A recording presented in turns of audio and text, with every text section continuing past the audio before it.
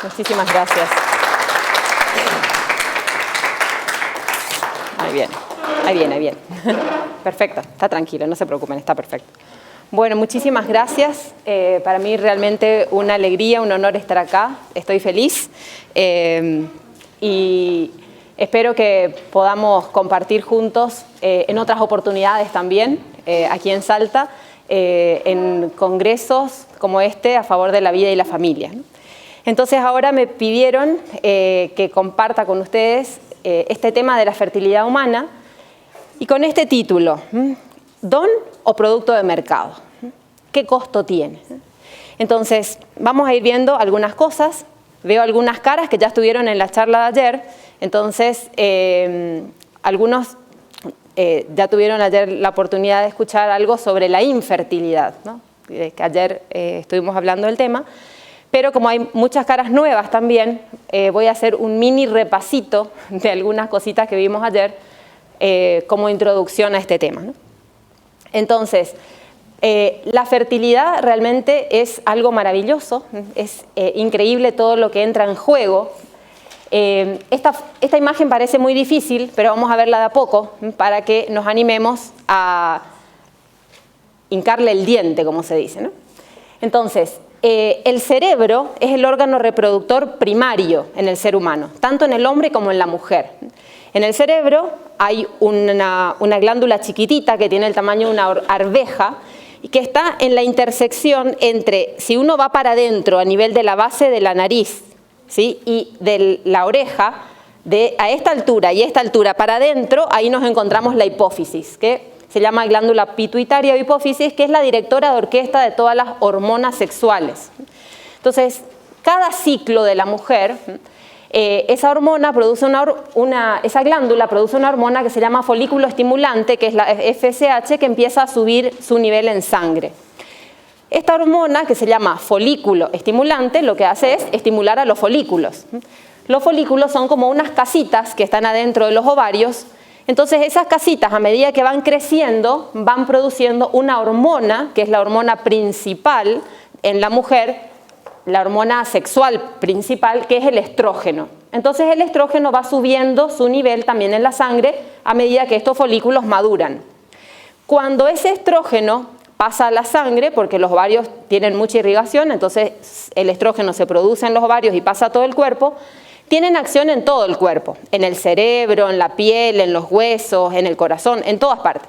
Pero principalmente tienen su acción dentro del útero. Y en el útero, en una parte de adentro del útero, que se llama endometrio, donde forma un colchoncito donde va a venir a meterse el bebé en el caso de que se produzca un embarazo.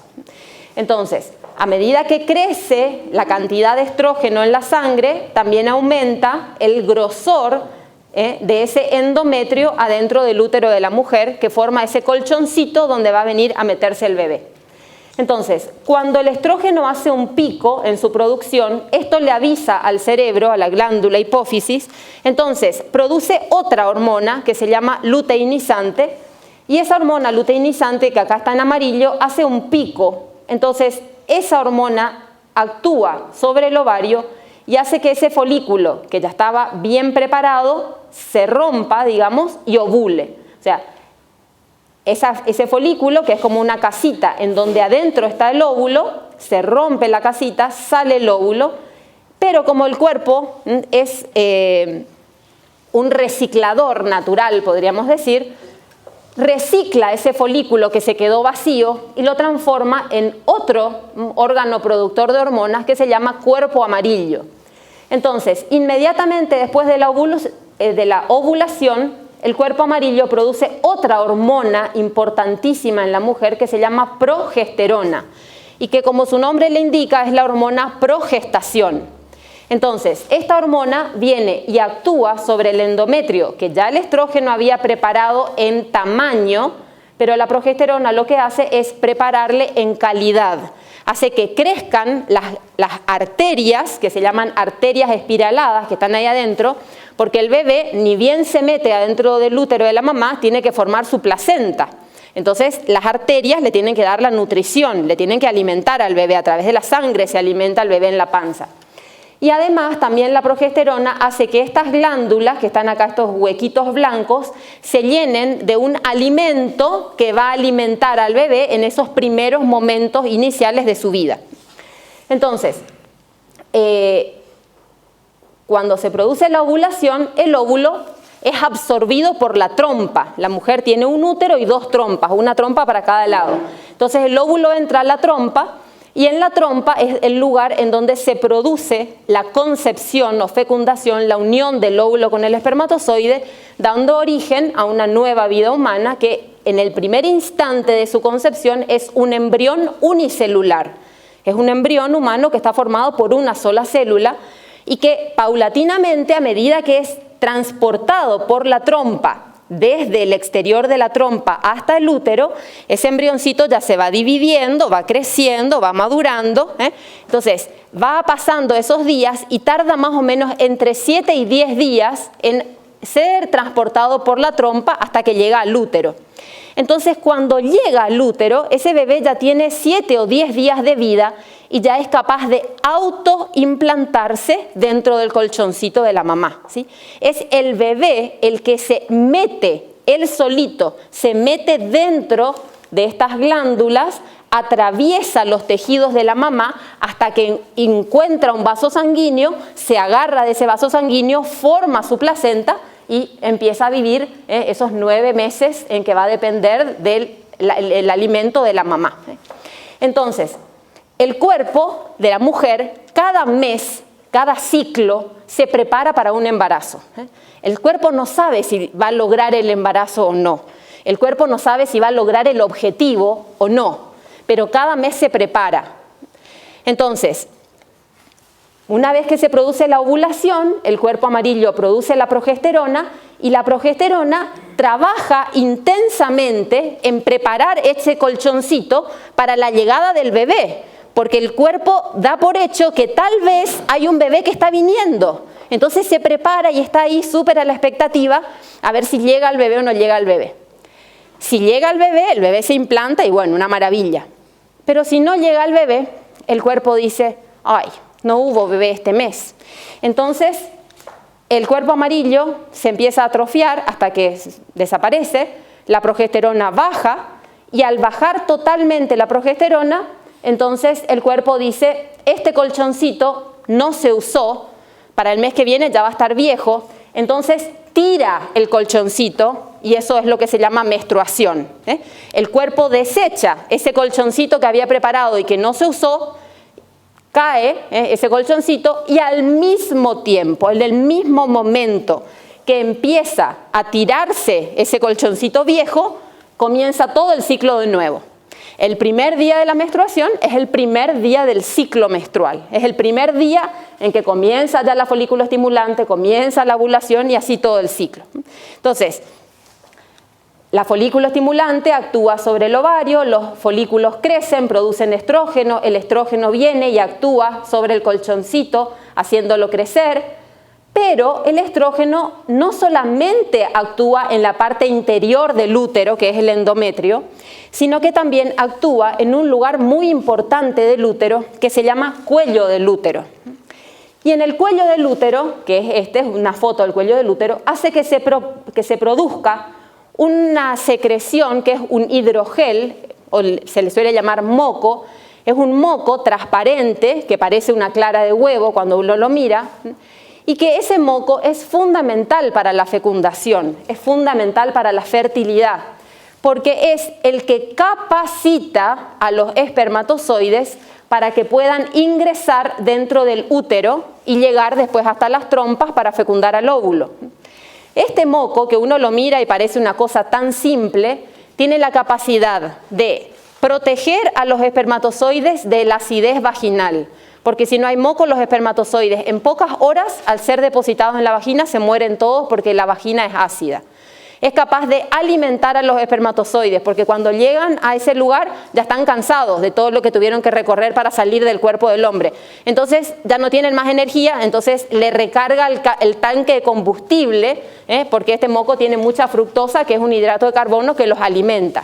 Además filtra a los que están medio, los que están medio defectuosos los filtran, no los deja entrar al útero. Además les muestra el camino, porque tienen que saber entrar por dónde. Tienen que entrar ahí en ese agujerito, porque tienen que llegar después a la trompa.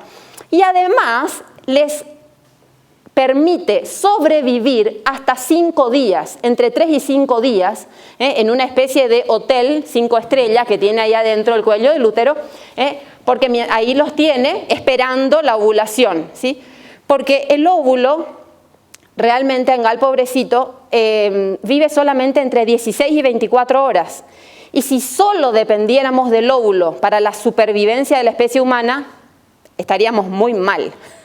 Porque justo habría que invocar esas 16 a 24 horas dentro de un ciclo y sería complicadísimo tener un hijo. Entonces, el moco que se produce antes de la ovulación prolonga los días de fertilidad hasta en 5 días. ¿Sí? Pero en vez de ser un solo día, que sería si solamente fuera por el ¿sí? Antes de ovular, la mujer produce ese moco. Entonces, si la mujer tiene relaciones entre 5 y un día, digamos, antes de ovular, están ahí esperando los espermatozoides. Están ahí esperando. El moco les está manteniendo ahí en súper estado físico para que cuando la mujer ovule, vayan hasta las trompas y logren fecundar a ese óvulo. Entonces, cuando uno anota todo esto que va pasando día a día, uno puede obtener una gráfica de este tipo. Entonces, cuando comienza la menstruación, se puede marcar de color rojo. Después suele haber unos días en que el estrógeno todavía no está alto. Entonces, la mujer no observa externamente ninguna secreción. Cuando el estrógeno sube, entonces la mujer puede observar, cuando se higieniza a nivel de los genitales después de ir al baño, ¿sí? Puede observar en el papel higiénico ese moco transparente como una clara de huevo, y esos son los días fértiles previos a la ovulación. Después, cuando aumenta la LH, se produce la ovulación, ya cambia totalmente el moco, ya no es un moco de característica fértil, a veces incluso desaparece totalmente el moco, y después vienen otra vez días secos, porque el cuerpo está como a la espera, a ver, no sabe si va a haber embarazo, si hubo embarazo, si hay bebé, si no hay bebé, y después, si no hay bebé, entonces el cuerpo lúteo se atrofia, la progesterona baja, y al bajar totalmente el nivel de progesterona, comienza otra vez la menstruación. Entonces, en cada ciclo, cuando hay ese moco transparente como clara de huevo, ¿sí? Que en una mujer puede ser que le dure 5 días o 6 días, en otra mujer puede ser que le dure un solo día. No somos iguales las mujeres y tenemos distintos niveles de fecundidad. No todas las mujeres tienen moco por 6 días, hay algunas que tienen un día y con suerte, ¿sí? Entonces, hay algunas mujeres más fértiles que otras, ¿sí? Entonces, siempre que hay ese moco transparente como una clara de huevo, es fértil, y sigue siendo fértil hasta, inclusive, se considera hasta 3 días posteriores a la desaparición del moco de tipo pico, porque la ovulación, en el 95% de los casos, coincide con el día de moco tipo pico o puede ser hasta 2 días antes o 2 días después, ¿sí? Entonces, cuando uno mira el útero, el cuello del útero, haciendo un examen ginecológico con un espéculo, ve que 4 días antes, ¿sí?, de producirse el pico de moco, el cuello está cerrado. El día pico, fíjense, el útero está abierto, el cuello del útero está abierto y se chorrea ese moco transparente como una clara de huevo. El día 1, posterior al pico, ya no chorrea el moco, pero está abierto. Entonces los espermatozoides que logren entrar van a lograr llegar hasta el óvulo, que ayer salió ese óvulo del ovario, pero como vive 24 horas, todavía puede ser alcanzado por los espermatozoides. Y después el cuello se cierra totalmente. A partir del 4.º día post-pico, el cuello uterino está completamente cerrado, porque ya no hay óvulo. ¿Para qué van a seguir entrando los espermatozoides si ya no hay más ningún óvulo? Por un motivo. Y otro motivo es que si hay un bebé, ese bebé está en la trompa, ese bebé está comenzando su vida, ese bebé está en pleno desarrollo de las primeras etapas de su vida, entonces no tiene que entrar ningún hongo, ninguna bacteria, ningún virus, ningún parásito. O sea, el cuello del útero se cierra totalmente para proteger ese embarazo. Y de hecho, si hay un embarazo, si se produce un embarazo, el tapón de moco recién se cae previo al parto. Es típico, si alguna vez alguna señora escuchó de alguien que tuvo un parto normal, es típico, ya perdí el tapón de moco. Sale una cosa así de moco espeso antes del parto. Bueno, entonces cuando uno mira, cuando uno analiza este moco en el microscopio, uno ve que el moco que se produce lejos de la ovulación o después, es un moco que se ve así, en el microscopio óptico se ve así.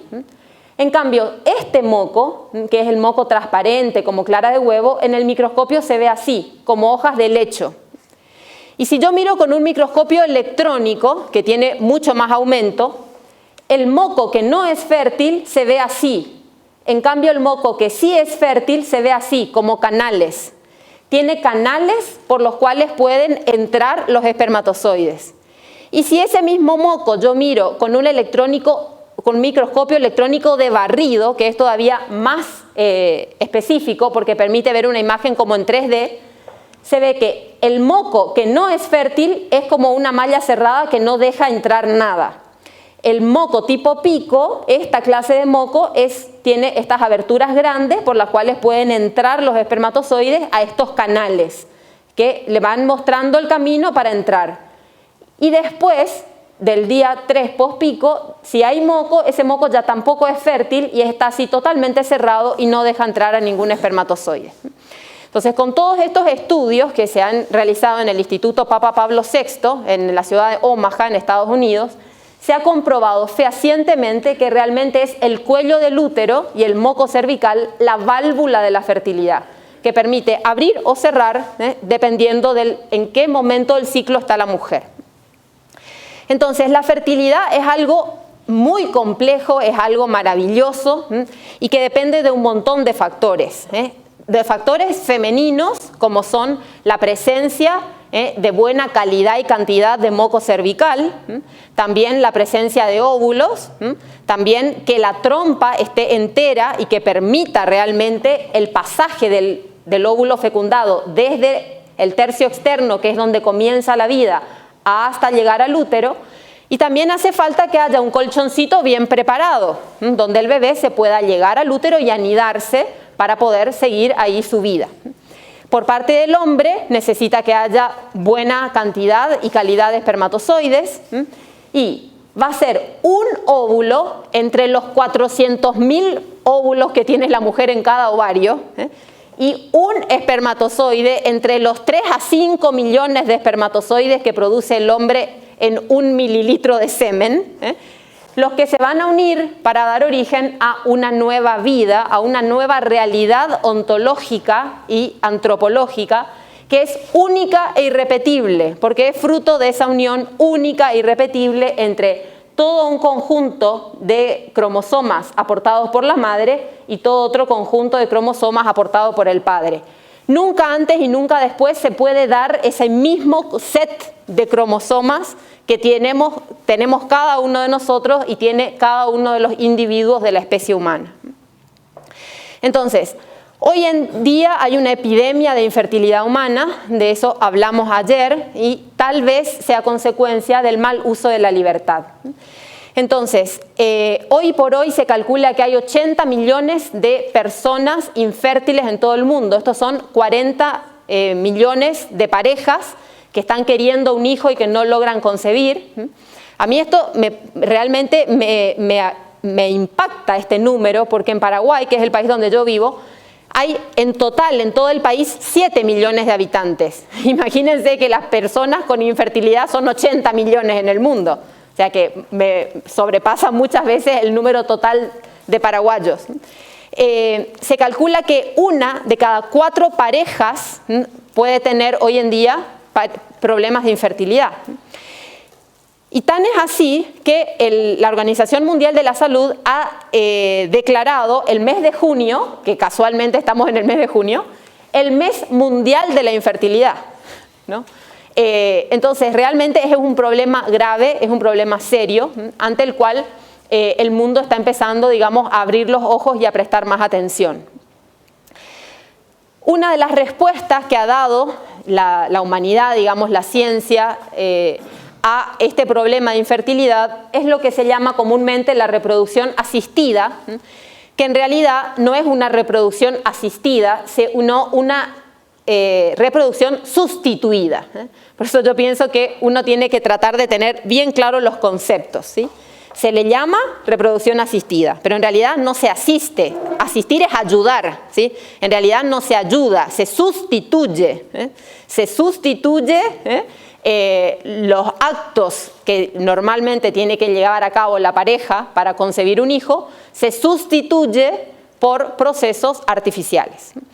Entonces, ¿qué es? Es un conjunto de técnicas que permiten la procreación fuera del proceso natural, emplea espermatozoides y óvulos y implica básicamente dos tipos de técnicas, la que se llama inseminación artificial y la que se llama fecundación in vitro, que es realizar la fecundación o unión del óvulo con el espermatozoide en un vidrio, en un laboratorio. Y claro, como se lo hace en el laboratorio, pues hay que ponerlo otra vez en el cuerpo de la mujer. Entonces, a la fecundación in vitro le sigue la transferencia de embriones o embriotransfer al útero de la mujer. Por eso, indistintamente se le llama FIV o FIV-ET, ¿sí? FIV es fecundación in vitro, FIV-ET es fecundación in vitro más embriotransfer, ¿sí? Pero en realidad es una sola cosa. La inseminación artificial tiene, digamos, es más simple. Los pasos serían los siguientes: recoger el semen, el esperma después se introduce en el cuello del útero de la mujer. Acá tenemos el útero, acá se dibujó solamente una trompa y un ovario. El útero termina con el cuello del útero y el cuello del útero termina en la vagina. Entonces se pone este aparatito que se llama espéculo, que permite visualizar desde afuera el cuello del útero. Entonces se mete una jeringa con una cánula, un tubito, ahí adentro del útero y se le mete el esperma directo adentro del útero. Eso es lo que se llama inseminación artificial. La fecundación ocurre en la trompa. Acá el esperma tiene que entrar solito a través de la trompa, llegar hasta el óvulo y fecundarlo. Y el resto del embarazo transcurre, digamos, entre comillas, de forma natural. La fecundación in vitro requiere más pasos. En primer lugar, la recogida de semen, que generalmente se hace por autoestimulación del hombre, y también la recogida de los ovocitos u óvulos, que es un proceso complicadísimo que implica tratamiento hormonal para estimulación de la ovulación y luego una punción, digamos, abdominal o transvaginal para llegar hasta el ovario, punzar los folículos donde están los óvulos, absorber artificialmente esos óvulos en una jeringa. Entonces después se los pone en un vidrio a los óvulos con los espermatozoides y si se produce la fecundación, lo que se hace es un control de calidad y selección de los embriones.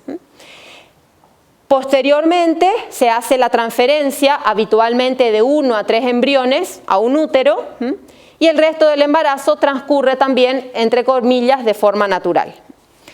Entonces, el solo hecho de decir que se realiza control de calidad de los embriones ya es una aberración antropológica, podríamos decir, ¿no? Porque ¿con qué criterio y con qué autoridad una persona va a controlar la calidad de otra persona?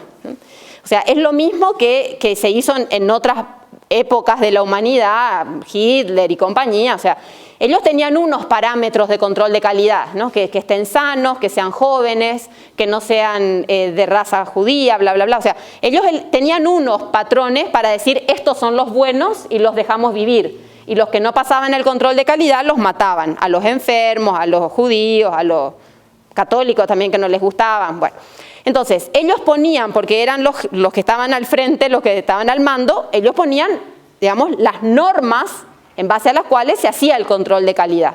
Bueno, hoy simplemente cambiaron las normas, pero se hace un control de calidad de humanos sobre otros humanos. Entonces, ¿cómo se determina la calidad embrionaria? En base a estos parámetros. La producción de secreción del embrión, la velocidad que se divide en las células del embrión, el aspecto externo del embrión. Imagínense que alguien venga y diga, bueno, ahora yo voy a controlar también la calidad de los seres humanos, pero de los que ya nacieron según su aspecto externo. Entonces, los que sean morochos, no, los que sean rubios, sí, o al revés. Los rubios no, los morochos sí, los altos, los bajos. O sea, en base a las características externas se los selecciona. En base al desarrollo, en base al diagnóstico preimplantacional, ¿qué significa? Significa que ese embrión que tiene un montón de celulitas, como vamos acá, el embrión se va dividiendo, comienza su vida siendo un embrión de una sola célula, después se divide, son 2, después 4, después 8. Entonces lo que se hace es sacar una de estas celulitas, se saca una, se le desmembra, digamos, al embrión de una célula. Esa célula se estudia generalmente por procesos para ver la parte genética de los cromosomas y entonces ahí se puede saber si tiene síndrome de Down, síndrome de Klinefelter o algún, digamos, problema genético. Obviamente esos ya no pasan el control de la calidad y se van por la cañería. O también, por ejemplo, si los papás que habían encargado el producto de concepción querían una nena, entonces si ese bebé tiene la desgracia de ser cromosómicamente XY, o sea varón, también se va por la cañería. O a una congeladora para ser congelado porque tal vez haya otra pareja que quiera varón y entonces se le puede vender. Entonces, el diagnóstico preimplantacional lo que hace es evaluar la calidad cromosómica o genética. Entonces, en base a todo esto se divide a los embriones en distintas clases. Clase 1, clase 2, clase 3, clase 4. La clase 4 es la mejor clase, podríamos decir. Entonces, si ustedes miran acá, la cantidad que suelen salir de cada clase es bastante patético, porque claro, como es una cosa totalmente artificial y manipulada, la mayoría salen malas. Según sus parámetros, ¿no es cierto? Entonces, ellos dicen cómo elegir el mejor embrión. Bueno, el que tenga alineado el pronúcleo, o sea que esto es la parte genética de la madre y esta es la parte genética del padre. Son como dos redonditos acá adentro. Si están bien alineados, entonces ellos consideran que ese embrión es de buena calidad. Otras características de los nucleolos, la distribución de las mitocondrias, etcétera.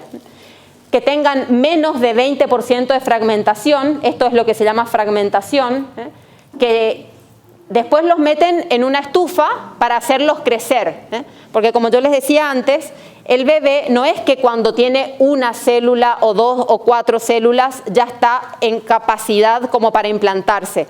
El bebé naturalmente va siendo transportado por la trompa, a lo largo de la trompa, y recién entre 7 y 10 días después tiene la capacidad de autoimplantarse. Entonces esos días se los mete en una estufa, como esto es artificial, se lo meten en una estufa para que vayan multiplicando las células y creciendo hasta el tamaño y maduración que se puedan autoimplantar. Entonces, si en el día 2 tienen 4 células así, eso es una buena señal, digamos. Y si en el día 3 ya tienen entre 6 y 8 células, entonces eso también es una buena señal. Bueno, entonces, entre los embriones que superan el control de calidad, entonces algunos son transferidos al útero materno. ¿Cómo se hace eso? Y bastante similar al otro, se le pone a la mujer un espéculo, una cánula y con una jeringa se le inyecta los embriones dentro del útero. Y generalmente se transfieren varios embriones. Lo que actualmente declaran la mayoría de los centros de fecundación in vitro es que ponen hasta 3 y no más de 3. Después vamos a ver si eso es cierto o no, pero eso es lo que declaran. ¿Por qué ponen 3? Si la mayoría de las pacientes lo que quiere es un bebé, ¿sí? Y además en la especie humana el embarazo gemelar, 2 o 3 o más, es anormal. O sea, en la especie humana solamente es normal, se considera normal el embarazo de un bebé, porque el útero tiene una cavidad. Es muy diferente el útero humano del útero de los perritos, de los conejos, de los gatos, ¿sí? Esos úteros tienen como bolsillitos, entonces están preparados para gestar muchos en la misma vez. Y por eso esos animales, ¿sí?, ovulan varios óvulos por mes y se embarazan de a muchos. Pero el ser humano normalmente solamente un óvulo produce por mes, porque lo normal para el útero humano es tener un solo embrión por vez. Entonces uno se pregunta, si lo que se busca es un solo embrión y si lo normal es un solo bebé, ¿por qué ponen 3? Y bueno, simplemente porque esto es una cuestión de mercado. Si se pone un solo embrión, la posibilidad de que se implante es del 7%. Si se ponen 2 embriones, la posibilidad de que uno de los 2 se implante es del 21%. Si se ponen 3, la posibilidad de que uno de ellos se implante es del 28%. Y si se ponen 4, ¿sí?, las chances aumentan, pero al mismo tiempo a veces se implantan todos. Y no es aconsejable que hayan 4 más por el embarazo múltiple. Entonces, lo que se hace actualmente en muchos países es lo que se llama reducción embrionaria. Si se implantan todos, como los embarazos múltiples son de alto riesgo, algunos médicos realizan la reducción embrionaria, que es un aborto selectivo de alguno o de algunos. Si hay, por ejemplo, 4, 5, 6, 7, entonces lo que hacen es, el que esté más cerca del cuello del útero, por ejemplo a este, le inyectan potasio en el corazón y lo matan. Y después lo absorben con una aspiradora. O directamente lo absorben a los que están más cerca del cuello del útero, que son los más fáciles de agarrar, ¿sí? Entonces, eso es un aborto, ¿sí?, selectivo y atroz, de algunos bebés que son súper deseados, digamos, ¿no? O sea, convengamos que son padres que hace años están buscando un embarazo, que quieren, etc. Entonces, como decíamos antes, no se suelen meter más de 3, entonces, si más de 3 pasaron el de control de calidad, ¿qué hacemos? Entonces, lo que se suele hacer es congelarlos. Entonces, ¿para qué se los congela? Después, ¿qué se hace con los embriones congelados? Bueno, una opción es descongelarlos en el futuro y si superan un nuevo control de calidad, ser transferidos al útero de la madre. Otra opción es ser vendidos o regalados, pero en realidad nadie regala, venden generalmente en los laboratorios a otra mujer para que se le transfiera a ella. Entonces, ¿cómo es el proceso? Una mujer es la donante, entonces se hace la fecundación, cuando ya está el embrión, entonces se le pone a otra mujer. Otra opción es que sean utilizados para experimentación. Otra opción es simplemente que si los padres no lo reclaman antes de que venza el periodo, ¿sí?, tope de congelación, los padres pagan todos los meses, todos los años, digamos, el alquiler de ese hotelito de sus hijos, que es una congeladora, digamos, ¿no? Entonces, todos los meses pagan para tener ahí a sus hijos congelados. Si por ahí se les termina la plata y dejan de pagar, entonces el laboratorio puede disponer de esos embriones para venderlos a otra pareja. Pero si ellos no siguen pagando, ¿sí?, llega un momento que si no piden que se los transfieran, la congelación tiene un tope y ese tope generalmente es 10 años. Entonces a los 10 años, cuando llegan los 10 años, le llaman por teléfono y dicen, señor, usted quiere acá unos embrioncitos congelados, ¿quiere transferírselos ahora o no? Entonces, si la pareja dice, no, mira, ya tuvimos unos mellizos hace 10 años, ya estamos suficientes con estos mellizos, o capaz que ya murió uno de los dos, capaz que la esposa ya murió, o capaz que el señor, o sea, capaz se divorciaron. Bueno, si dicen que no quieren, entonces simplemente se los descongela y se los tira a la basura, ¿no? Lamentablemente. Es en fecha de vencimiento. Es como una fecha de vencimiento, ¿sí? Entonces, realmente es atroz.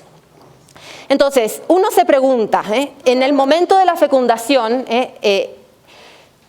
que es la unión del óvulo con el espermatozoide, se inicia una nueva vida humana y sobre este punto hay suficiente evidencia científica que no da lugar a controversia. Hoy por hoy nadie niega que en el momento de la concepción o fecundación inicia una nueva vida humana. Y es tan simple como esto. Se unieron el óvulo con el espermatozoide, ¿sí? Es un embrión unicelular que tiene 46 cromosomas. Esos 46 cromosomas, si los analizo, son de la especie humana. Y ese embrión, ¿sí?, inmediatamente después de ser concebido, se empieza a autodividir. Una célula que se autodivide está viva. Entonces, si es un ser vivo y tiene cromosomas humanos, es un ser vivo humano. Y eso nadie discute hoy en día, que es un ser vivo humano.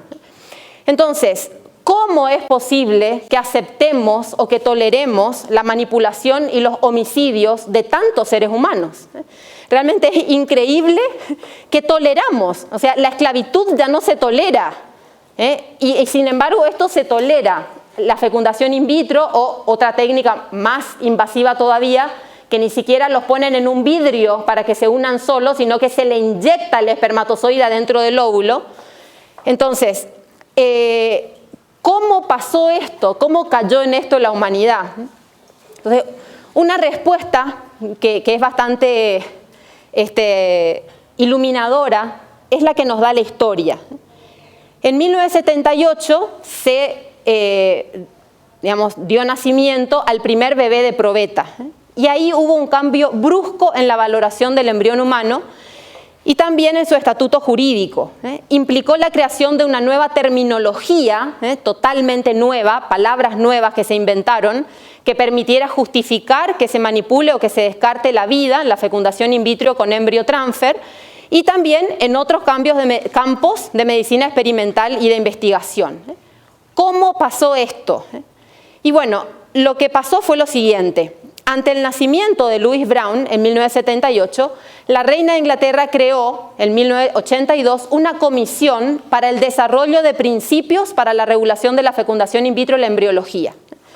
Entonces, el comité fue presidido por la filósofa María Warnock. Entonces, ¿qué es lo que pasa? Esta señora que presidía el comité no era ni médico, ni bióloga, ni bioquímica, ni genetista, era filósofa. Y era filósofa de la corriente utilitarista, discípula de Hume. Entonces, claro, cuando salen las conclusiones de la comisión Warnock, ¿qué va a decir esa comisión?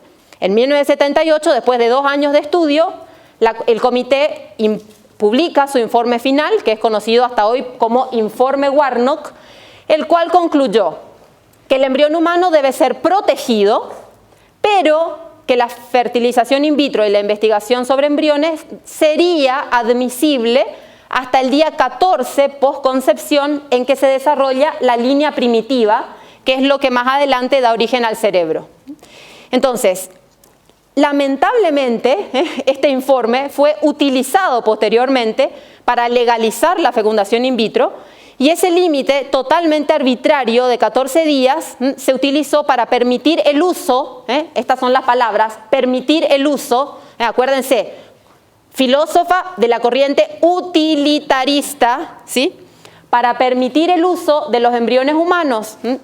Y eso tuvo más peso en la opinión pública a nivel de Inglaterra y después de todo el mundo, y también más rédito económico, porque no hay que olvidarse que esto da mucha plata a algunas personas, que la voz de genetistas, médicos, biólogos, que levantaron su voz en contra de esta aberración científica, pero que después se silenció totalmente.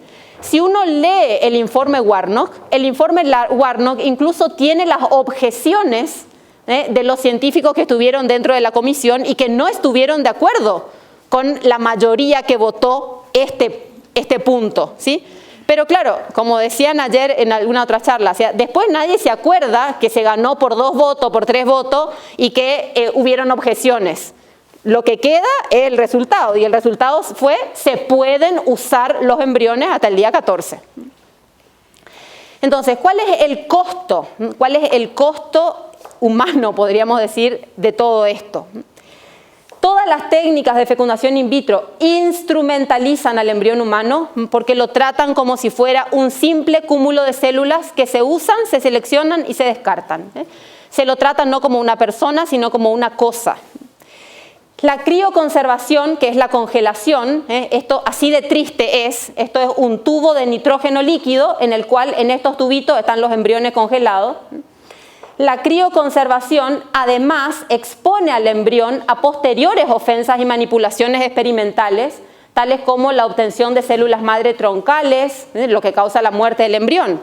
Porque como este embrión está formado por un cúmulo de células que cada una es totipotencial, o sea, puede dar origen a una cantidad de tejidos diferentes.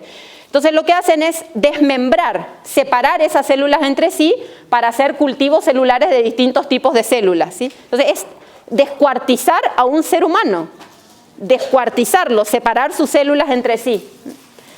Para investigar usos terapéuticos, clonación, gestación de embriones humanos en úteros de animales o en úteros artificiales, fisión gemelar, etc.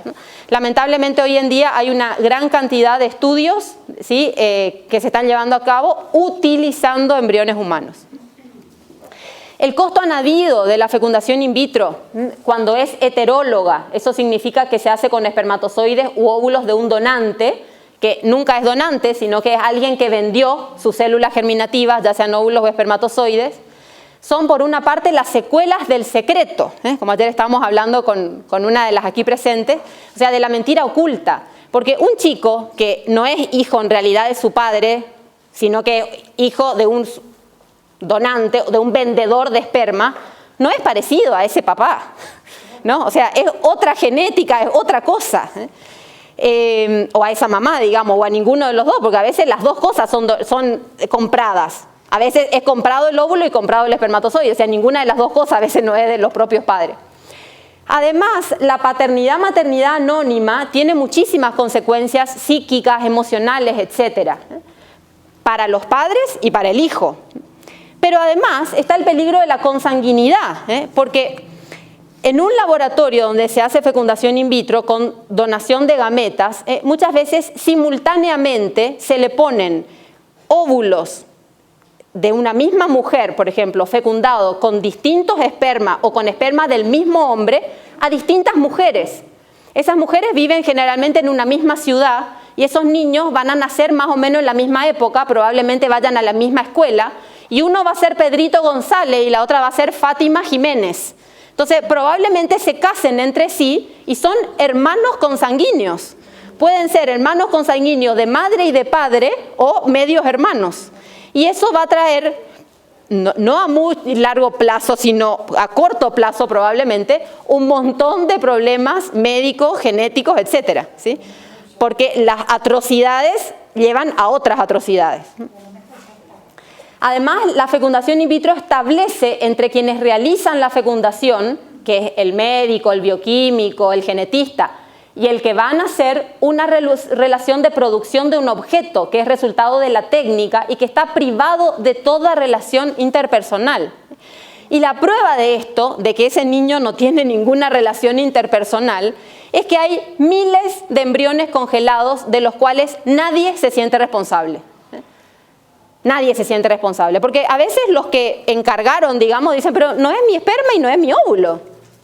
Yo encargué, pero bueno, ya obtuve lo que quise. Y a su vez el médico dice, no, yo hice porque me encargaron, pero en realidad no es ni mi hijo ni mi nada, ¿no? O sea, no son de nadie.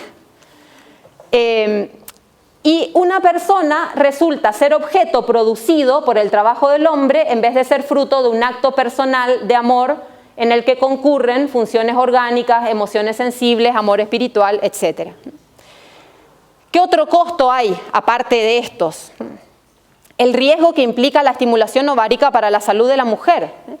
Cuando se estimulan los ovarios para producir muchos óvulos, a veces se producen demasiados óvulos. Y esto puede producir un cuadro clínico gravísimo que puede llevar incluso a la muerte de esa mujer. Es lo que se llama la hiperestimulación ovárica, que es un cuadro gravísimo. ¿Qué otro costo hay? El riesgo que implica la gestación múltiple para el útero y para todo el cuerpo de la mujer. Imagínense que el útero está preparado para un bebé. Este tiene 7. Miren lo que es este útero, este abdomen. Fíjense lo que es esto, madre de octillizos. Imagínense el corazón de esa mujer que tiene que bombear sangre para todo su cuerpo y para otros 8 cuerpos que están ahí adentro del útero. La aberración que constituye tener, digamos, 8 bebés al mismo tiempo. A veces las mujeres tienen que estar en posición sentada durante los últimos 6 meses del embarazo porque si no, no pueden ni respirar por la presión abdominal que implica ese embarazo. Después está la morbilidad o el riesgo, digamos, de enfermedad y muerte de los bebés sobrevivientes, ¿sí? Yo digo sobrevivientes porque un montón ya murieron antes. Los que se implantaron fueron los sobrevivientes, ¿eh? Pero aún siendo sobrevivientes, cuando nacen, si son trillizos, tienen un 32% de riesgo de muerte, y si sobreviven, riesgo de enfermedades severas, como ceguera, sordera, discapacidad mental, retraso, etc. Si son 4, tienen 54% de peligro absoluto de muerte y grandes riesgos también de morbilidades severas. Si son 5, tienen 60 y pico % de posibilidad de muerte. Si son 6, tienen 70 y pico de posibilidades de muerte. Si son 7, tienen 80 y pico de posibilidades de muerte. O sea, a medida que se van sumando más fetos, es mayor la posibilidad de que sufran. Imagínense lo que son 7 hermanitos. Ustedes piensen cuántas incubadoras tiene normalmente un hospital, cuántas incubadoras tiene normalmente un centro de salud. Y la carencia tan grande que hay en nuestros países de incubadoras. Con un solo embarazo múltiple ya se nos llena un hospital, ¿sí? Porque no hay tantas incubadoras, siempre faltan las incubadoras.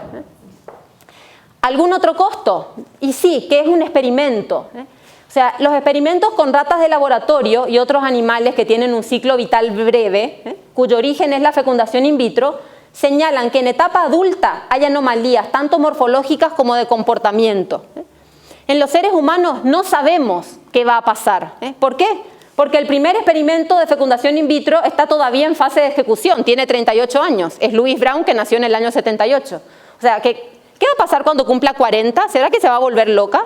¿Será que va a tener, no sé, un ataque de psicosis? O sea, ¿qué va a pasar? No se sabe, nadie sabe. Dice que tuvo un hermano también y que nunca lo mencionan. Puede ser. Los niños de técnica ICSI, que son esos que es inyección intracitoplasmática del gameto, el que tiene mayor edad tiene 18 años. O sea que, ¿qué va a pasar después con esos chicos? No se sabe. Si el experimento más viejo, digamos, tiene recién 18 años.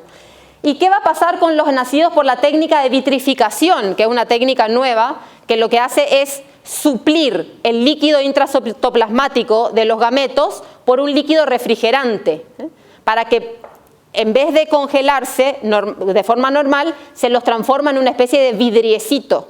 Entonces, esa vitrificación les permite estar, digamos, disponibles para un posterior uso por más tiempo.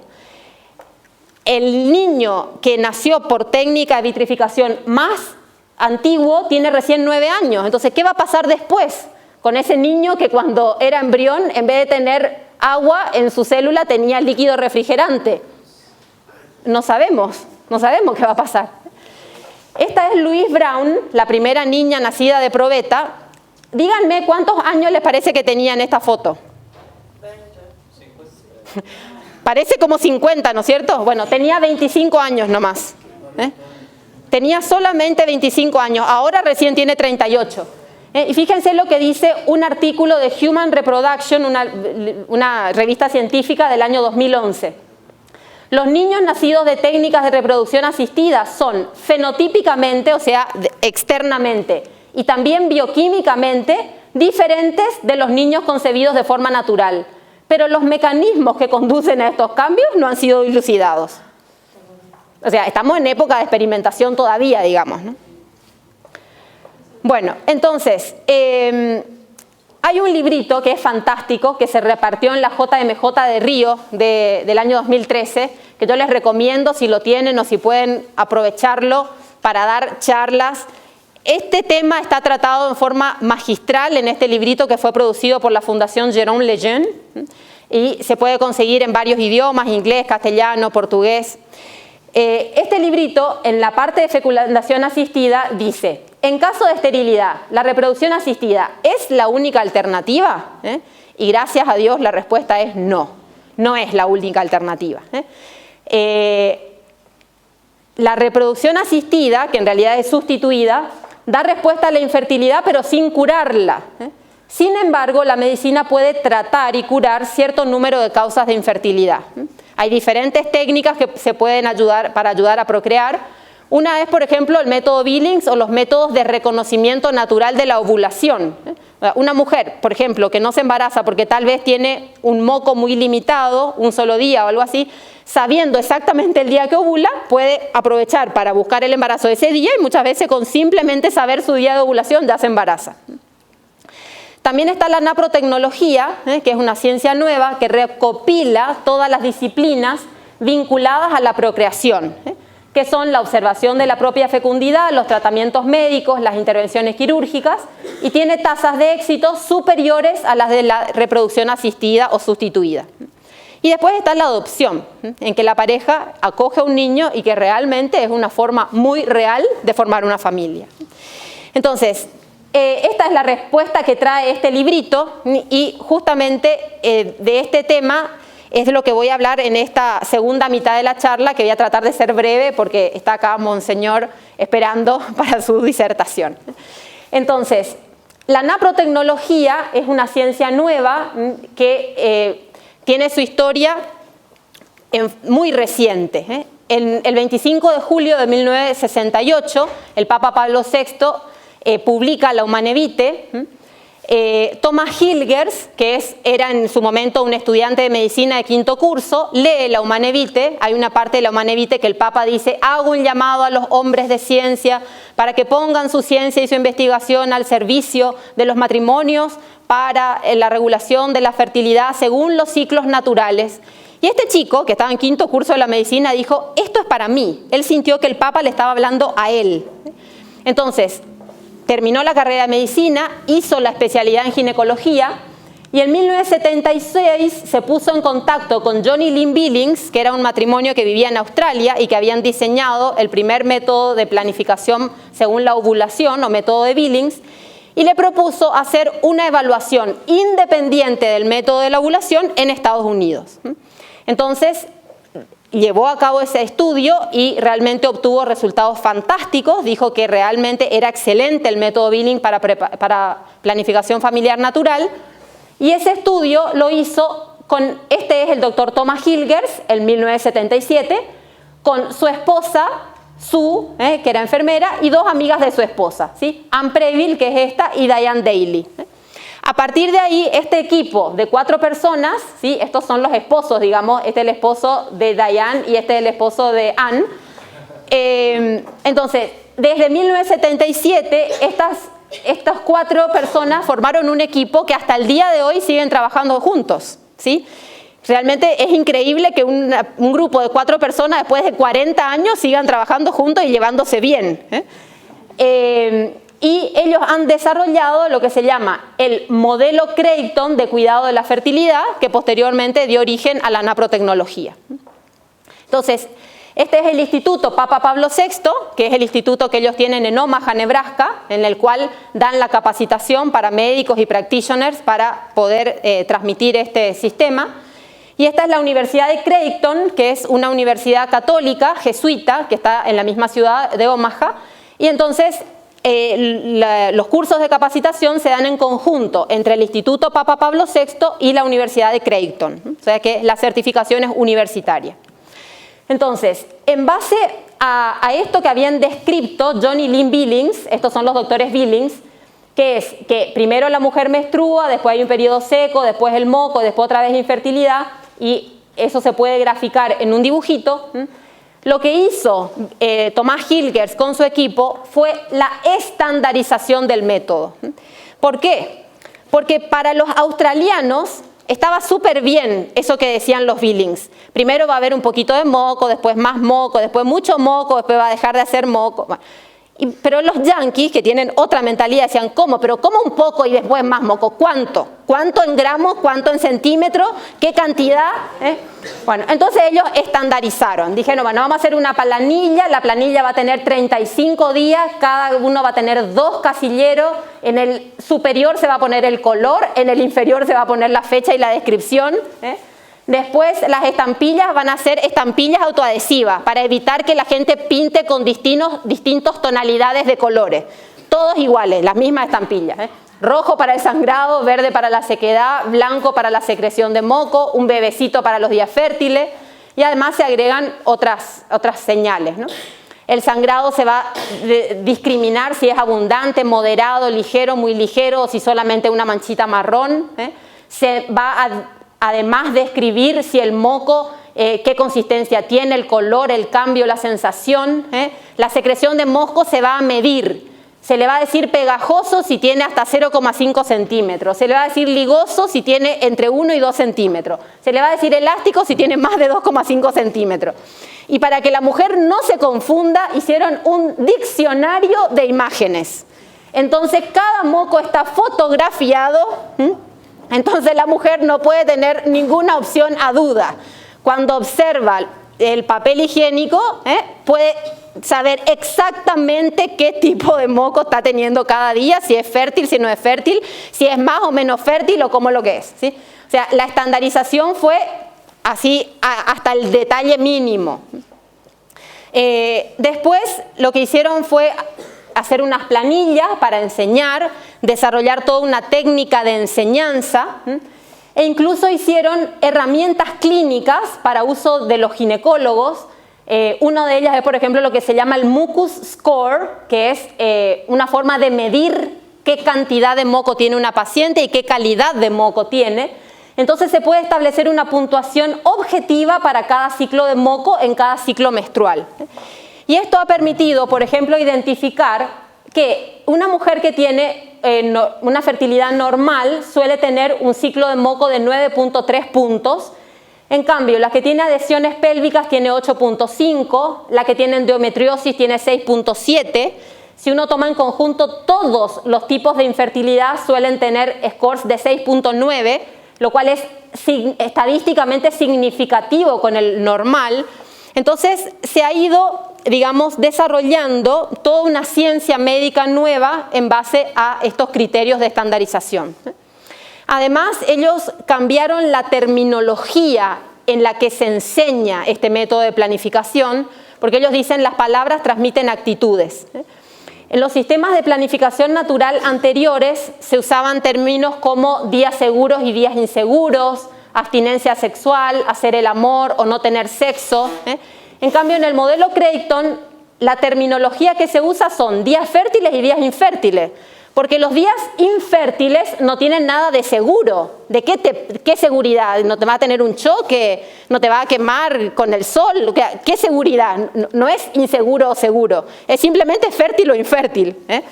En vez de usar la palabra abstinencia sexual, se usa decidir y seleccionar los días que se usan para el contacto genital. En vez de hacer el amor, se utiliza la palabra contacto genital, porque hay 1000 formas de amar diferentes a la genitalidad. Entonces, si uno dice hacer el amor, transmite la idea de que la única forma de donarse y entregarse al otro es a través de lo genital, y eso es mentira. Entonces, se diferencia lo que es evitar el contacto genital, pero nunca evitar lo que se llama el contacto sexual, que es el contacto interpersonal humano entre dos personas que son sexuadas. Entonces, cuando yo le doy la mano a mi marido, ¿sí?, es un contacto sexual, porque yo soy mujer y él es hombre, ¿sí? Cuando yo le abrazo, es un contacto sexual, porque yo soy mujer y él es hombre. Todo contacto de cualquier persona es sexual porque somos sexuados. No tenemos un sexo, sino que somos sexuados, ¿sí? Entonces, amar siempre, contacto genital, uno decide si tiene o no tiene dependiendo de las intenciones.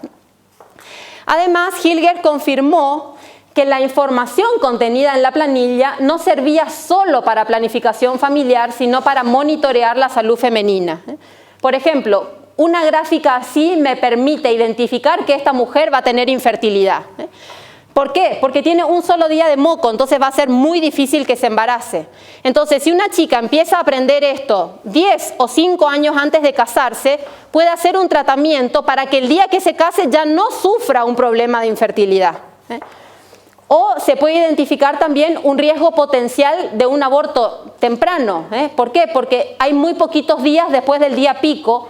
Acá hay 5 días solamente después del día pico y ya viene otra menstruación. Entonces, el bebé al 5.º día después del embarazo, ¿dónde está?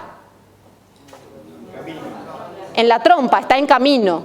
Y si el día 6º ya menstruó, cuando el bebé llegue al útero, ya no va a encontrar dónde implantarse. Entonces, si uno identifica en una mujer que todavía no está buscando un bebé, que tiene esto, se puede tratar para que el día de mañana no pierda los bebés tempranamente. También se puede identificar las mujeres que tienen sangrados, digamos, previo a la menstruación, que son por baja progesterona, o las mujeres que tienen sangrados anormales. O sea, esta planilla es útil para cualquier mujer en cualquier edad y situación, independientemente que esté buscando o no esté buscando un embarazo.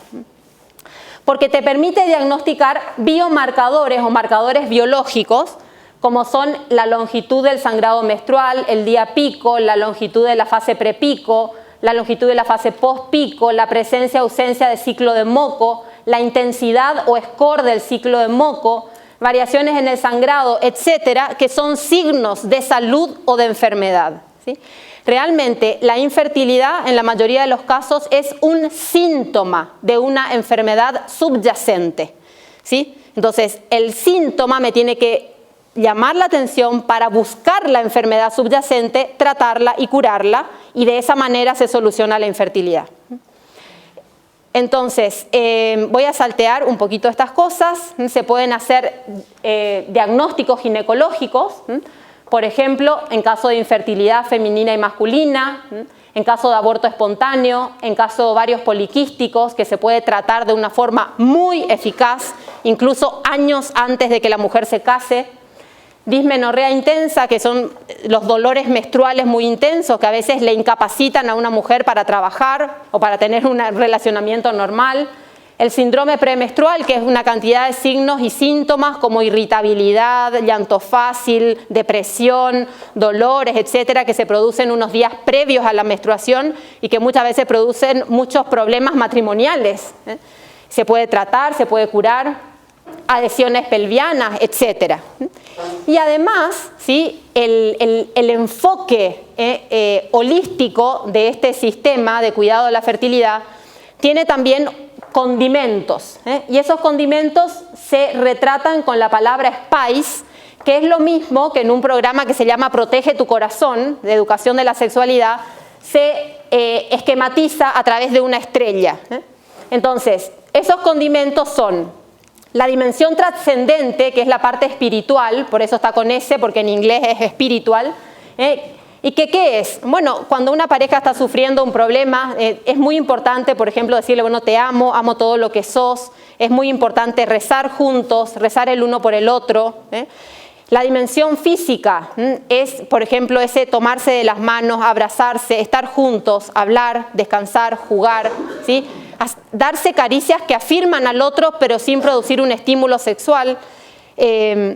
Otra dimensión que es la racional o inteligencia, que nos habla de ese leer juntos, estudiar, apoyarse intelectualmente en el uso del método, hablar de los sueños, de las prioridades.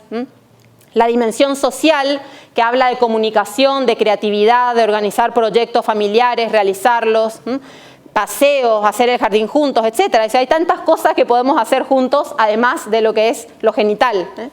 La dimensión emocional, que habla de reservar un tiempo especial para explorar y compartir los sentimientos, las necesidades psicológicas, etcétera.